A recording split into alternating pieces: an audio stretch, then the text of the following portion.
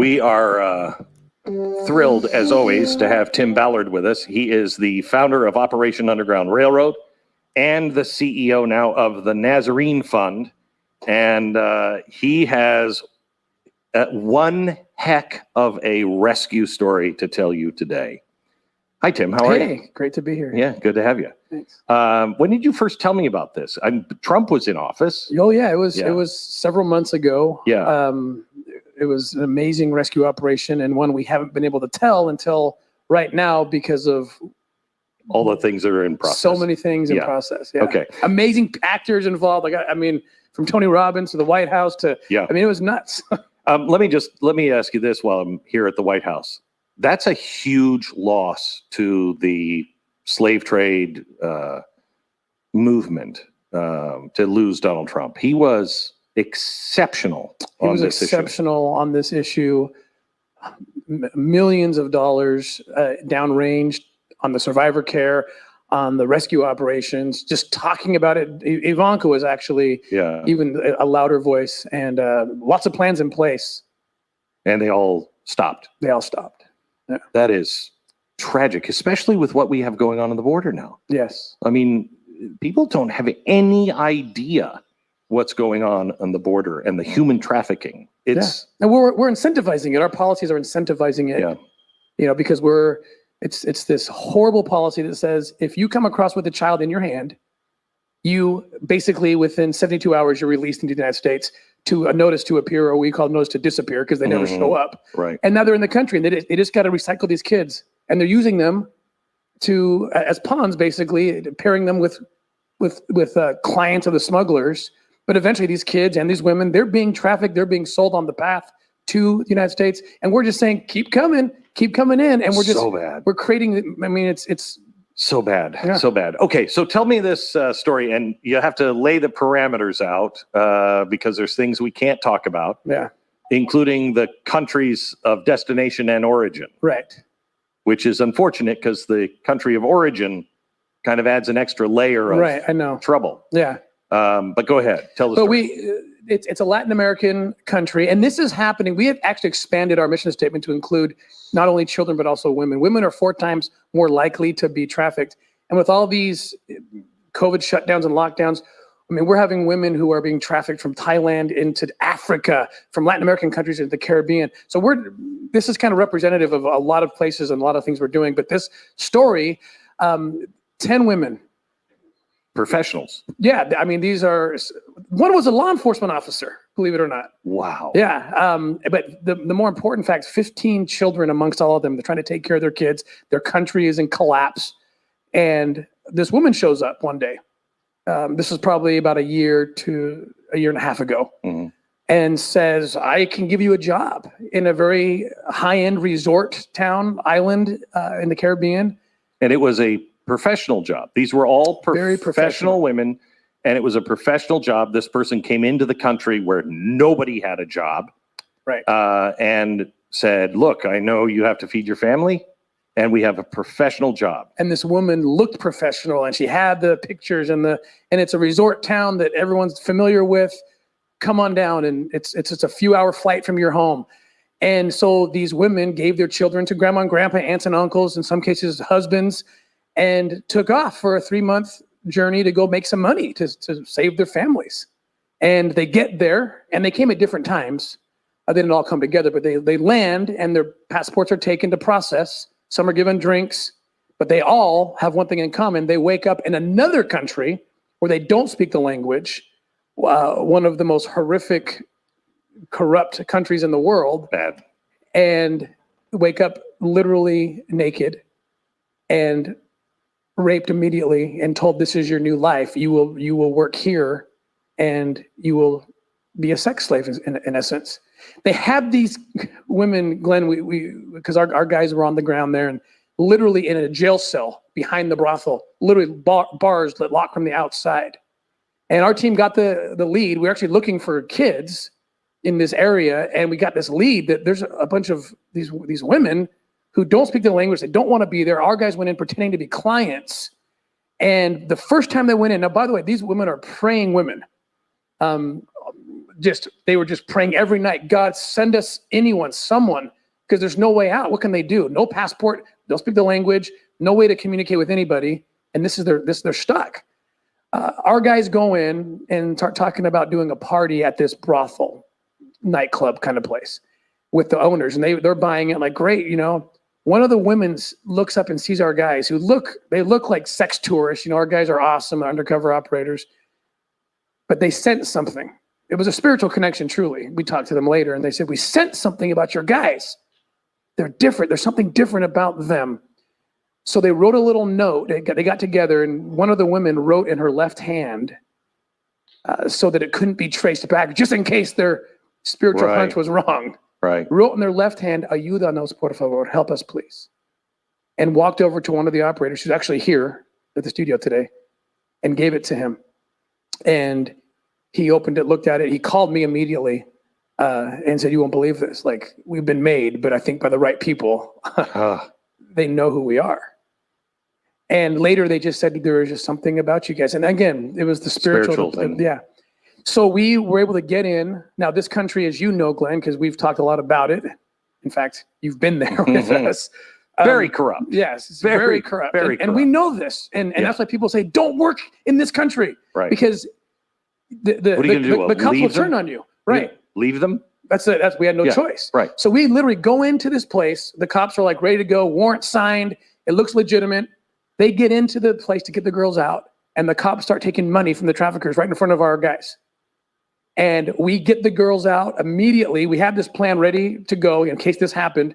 Our guys are literally at this point being chased by cops and traffickers, running with these 10 girls from safe house to safe house. We had it all planned out and layered. So we had another law enforcement agency who we didn't tell about the operation in the same country, knowing that we have them probably for about 10 to 12 hours before they figure out how to leverage the whole situation in their benefit. But we got them, they were clean for the time we needed them to be clean, and they helped us get the passports. But we're running around. The whole thing was filmed, and it's being produced into a documentary. It's going to come out hopefully by next year. That is crazy. We have some footage. I don't know if we've been playing it here. This is the after the rescue footage, where you guys. I think this is when you guys are, trying to. Yeah, you just saw Tony Robbins' jet there. So the story gets crazy.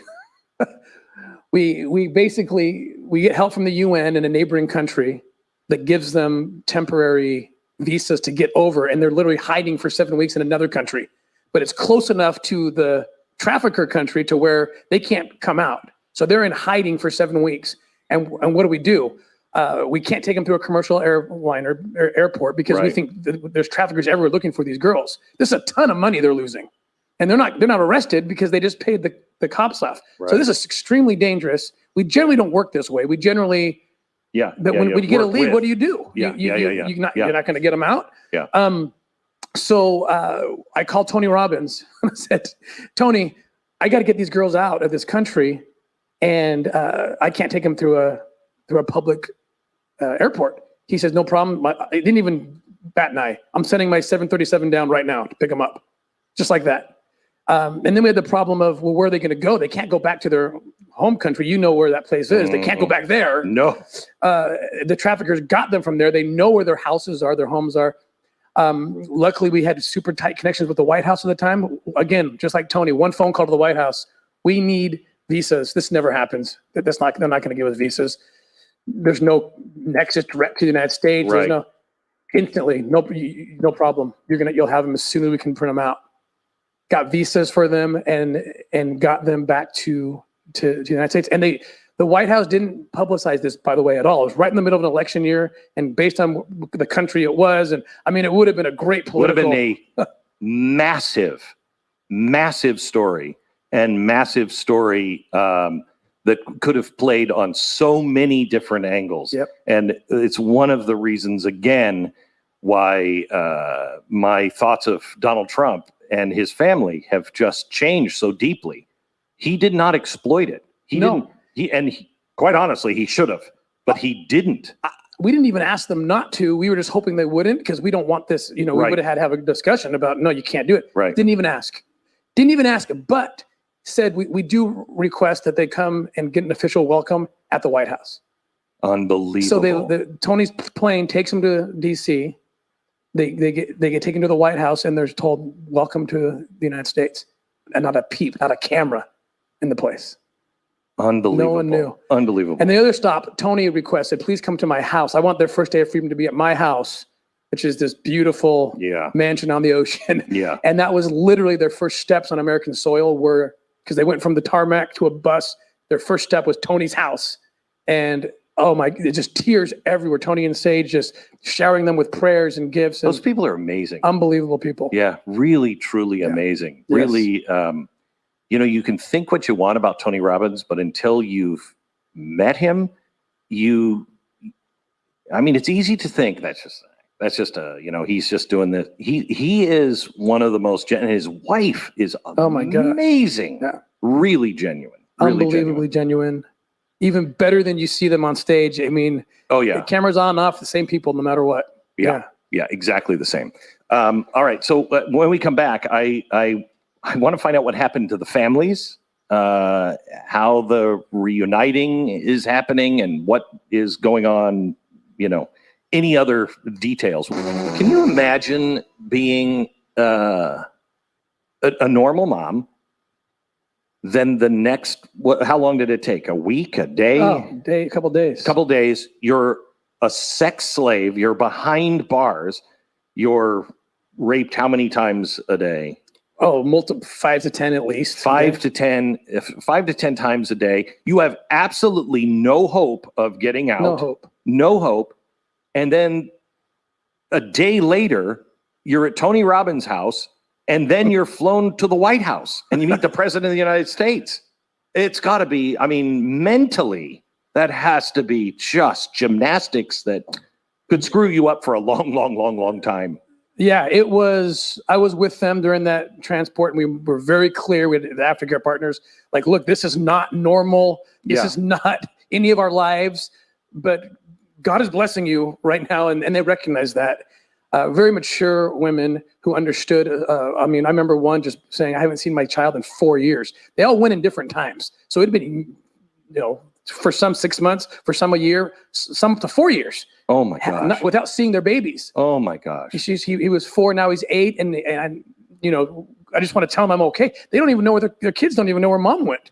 She went to get a job and disappeared. So what have they all been reunited, or because it's this dicey situation? Yeah. So they're all unbelievable partners on the ground. There's a university that I'm not supposed to name. Yeah. But that took them in and gave them scholarships. So they've been students. In fact, several of them just graduated. United States? In the U.S. They're all in the U.S. Yeah, okay. in different places in the U.S. They are studying.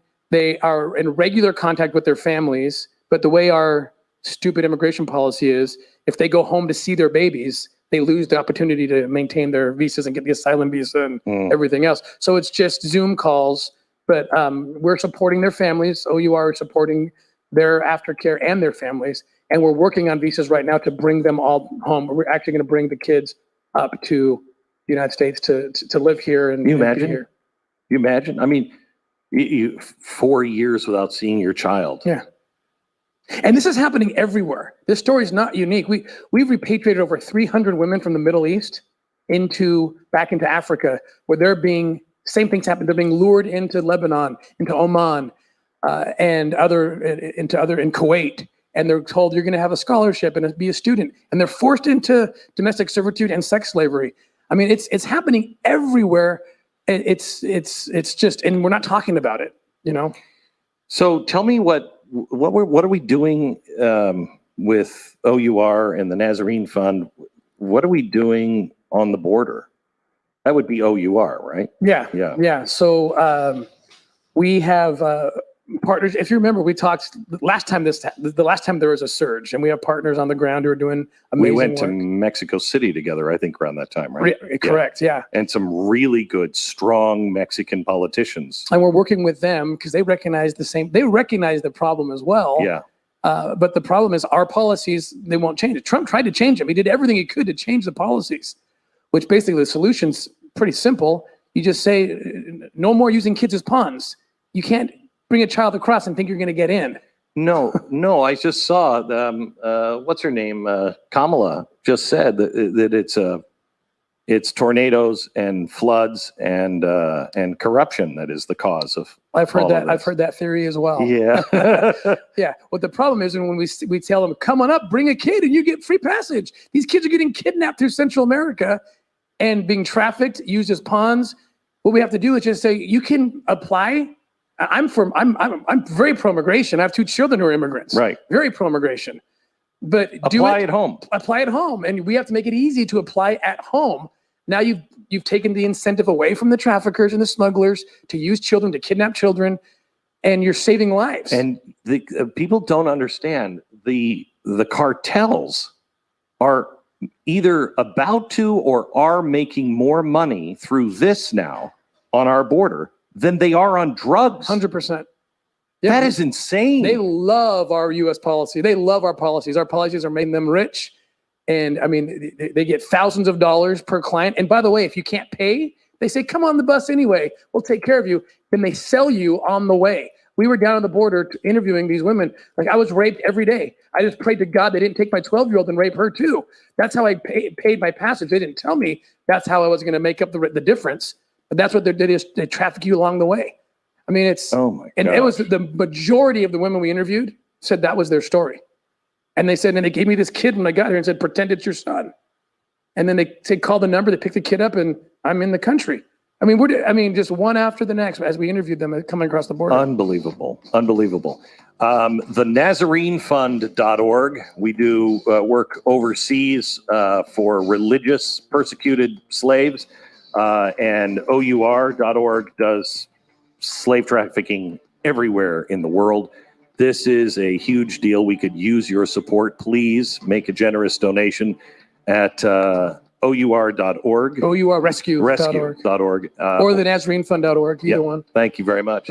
We are joined today by Tim Ballard. He is the CEO of the Nazarene Fund and also the founder of Operation Underground Railroad.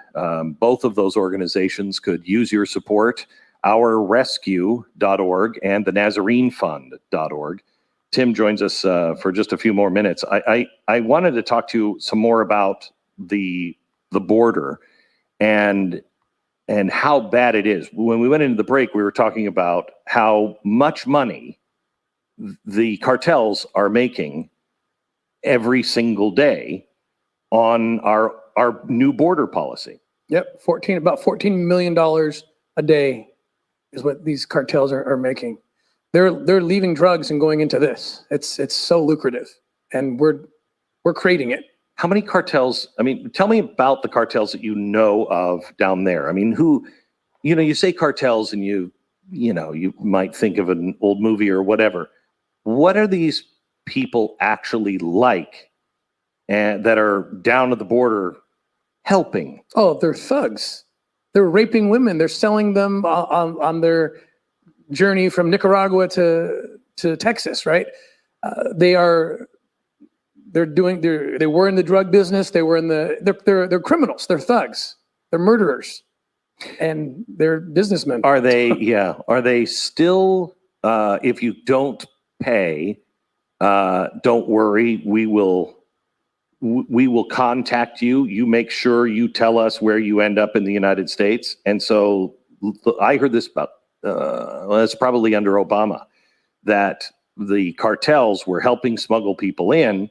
And if you couldn't pay the full amount, you had to work for them. And you're just going to have to do us a favor. That's right. Yeah. So those sometimes, if they can't get it out of them through selling their bodies on the path to the United States, they'll get them in and then they'll hold them. We worked several cases like this. They'll hold them, they'll use them, and they'll extort as well. Like call the family, hey, your wife and children are in our custody and they're tied up and they're not getting out unless you figure out a way to pay us.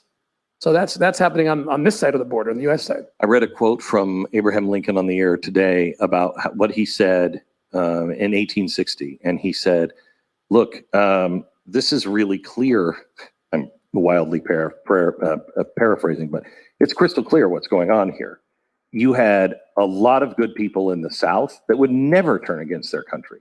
But it has been 3 decades of real evil, twisting and turning everything, and turning those good people into people who are now standing, thinking they're right, standing for things that are absolutely immoral and wrong, and they're turning against their own country. And I read that and I thought that's what's happening here. We have had these Marxist revolutionaries and these people in our, I just saw a story from 1986 or 1989 in the New York Times where it said our universities are almost now completely Marxist. And it was showing the problem back then. But they had just gotten in and they had kind of laid, kind of in wait until they had the whole thing. And they were just starting in the 1980s. And now we have this.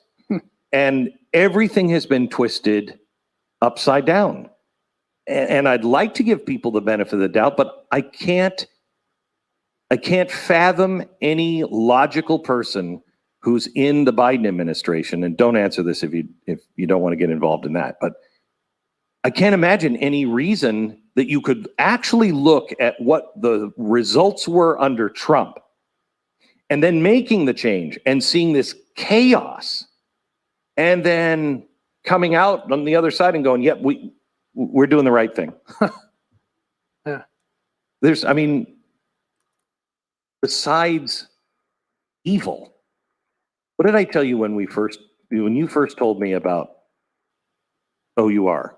And you said, I need your help. And I said, yes. Do you remember what I said in the elevator? Yes.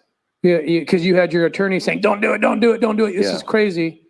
And you said, amongst other things, that there was, well, one thing I remember is you said you won't meet, you will not meet your maker and tell him I did nothing. Yeah. And that there's nothing the Lord would have us do. Yes. And there is nothing, because I came back to you and said,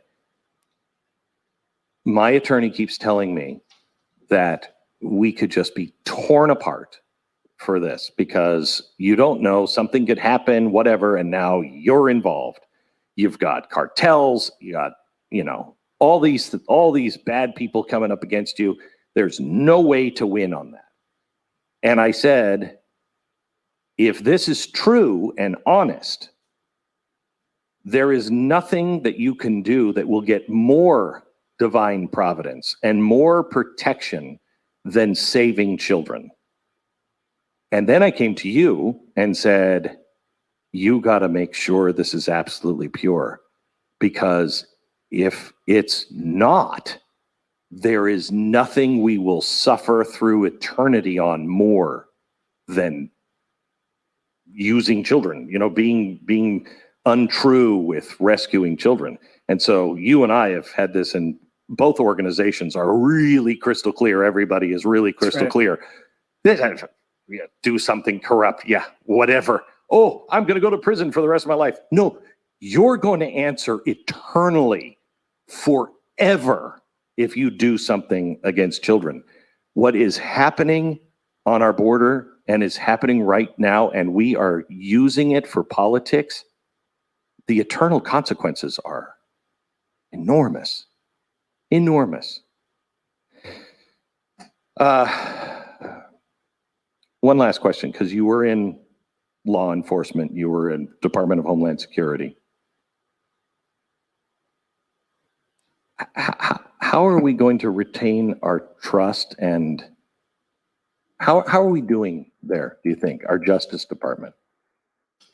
I think I think politics is seeping into everything now. It's hard to trust the very organizations I used to work with and for. Sometimes it's scary because truth is becoming relative, right? And I see it seeping into everything. The people need to rise up. I believe in democracy. I believe in a Republican form of government. If people rise up for truth and keep fighting like you are and others, I hope it can influence the entire governmental system to where we maintain the integrity of our institutions and our law enforcement. What these people are running from and coming across our border is what we're becoming. They're running from no real justice because you can pay somebody off. Oh, I've got a jail cell with 8 women in it. The cops will come. Well, he's got more money than you have. So I'm going to now say you're the bad guy. I mean, that's why people came here, is you have a chance of justice. And if we pervert that justice, there won't be people clamoring. They're not coming for money. They are coming for a fair shake at life. And I feel like I'm glad you're around, Tim. Honestly, I'm glad you're around. You give me hope and faith that there are really good, decent people who are working every day to just do something that is right. Thank you for that. Thank you, Glenn. You're the co-founder of both those organizations, so thank you. Here's what I would like you to do. If you would like to get involved, again, there is nothing that will help you more than helping rescue children. Nothing. Divine providence doors will open. It will be truly a miracle in your life.